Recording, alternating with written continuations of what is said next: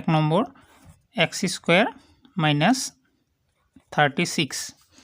এই অঙ্কটো আমি কেনেকৈ কৰিম ইয়াতে চোৱা x স্কয়াৰ ইয়াতে প্ৰথম পদটো কি আছে x স্কয়াৰ তাৰ পিছত দ্বিতীয় পদটো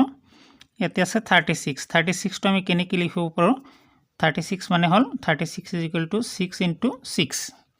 তো 6 দুইবাৰ পূৰণ মানে 6 স্কয়াৰ অথবা 36 মানে আমি কি লিখিব পাৰো 6 স্কয়াৰ এতিয়া এই x স্কয়াৰ মাইনাস 6 স্কয়াৰ এটো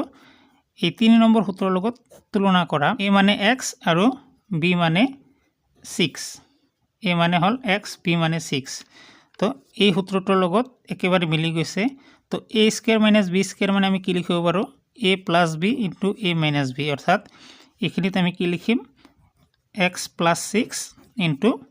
x minus 6 হৈ গল 1 নম্বৰৰ সমাধান 2 নম্বৰটোত কি কৈছে 9x square plus 30x plus 25 এই অঙ্কটোৰ সমাধান আমি কেনেকৈ কৰো প্ৰথমে ইয়াতে সোৱা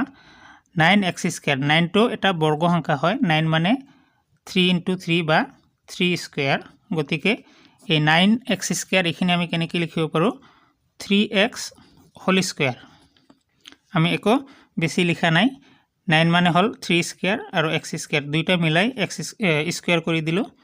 তাৰ পিছত প্লাস এখিনি আমি ৰিজাৰ্ভ ৰাখি থৈ দিলো 25 টো আগতে কৰিম প্লাস 25 মানে আমি কি লিখিব পাৰো 25 মানে 25 5 into 5 তো 5 into 5 মানে 5 স্কয়াৰ গতিকে ইয়াতে 25 মানে হল 5 স্কয়াৰ এতিয়া সোৱা এখিনি a plus b whole square সূত্ৰটোৰ a স্কয়াৰ আৰু b স্কয়াৰ হৈ গৈছে এতিয়া মাজতে যে 2ab আছে এখিনি আমি বনাম 2 into ইয়াতে এখিনিক যদি a ধৰা হয় তেনে হলে 3x into এই 5 টক যদি b ধৰা হয় তেনে হলে 5 তো এখিনি এতিয়া 30x ৰ লগত মিলিছে না নাই তুলনা কৰা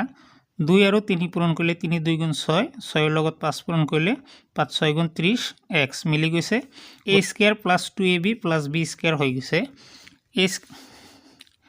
a square plus 2ab plus b square মানে আমি কি লিখিব পাৰো a plus b whole square অৰ্থাৎ 3x plus 5 হোল স্কয়াৰ এতিয়া আকৌ সোৱা এখিনি স্কয়াৰ আছে তাৰ মানে স্কয়াৰ থাকিলে ভূমিটো দুইবাৰ পূৰণ হয় তাৰ মানে যেনেকুৱা x স্কয়াৰ মানে x পূৰণ x লিখিব পাৰো ঠিক ইয়াতে 3x plus 5 এখিনি আমি কি লিখিম 3x plus 5 স্কয়াৰ মানে 3x plus 5 into 3x plus